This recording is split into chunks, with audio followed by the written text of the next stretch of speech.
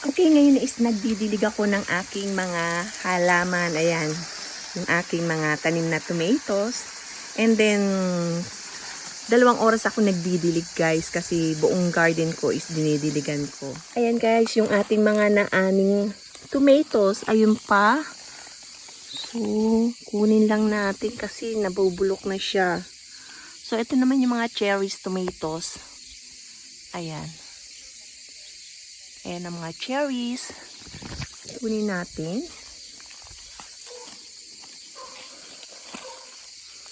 Ayan. At of course, ito. Yung yellow. Kunin na rin natin to. Kasi nasisira. Okay. Ayan yung mga cherry tomatoes natin.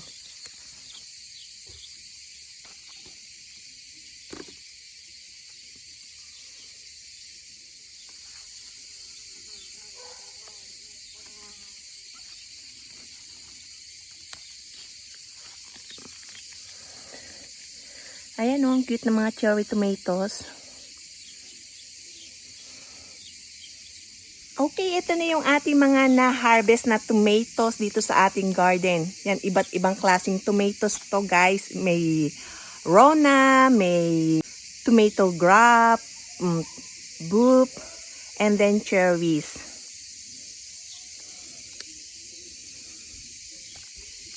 Ayan, kunin na rin natin to kasi mapula na siya.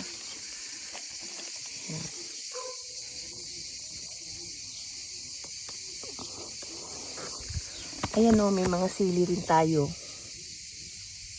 Ayan.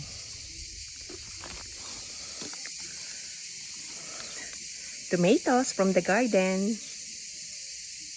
Ayan guys, I think pwede na natin i-harvest itong ating white eggplant. Ayan o. Ayan o, ang laki na niya guys.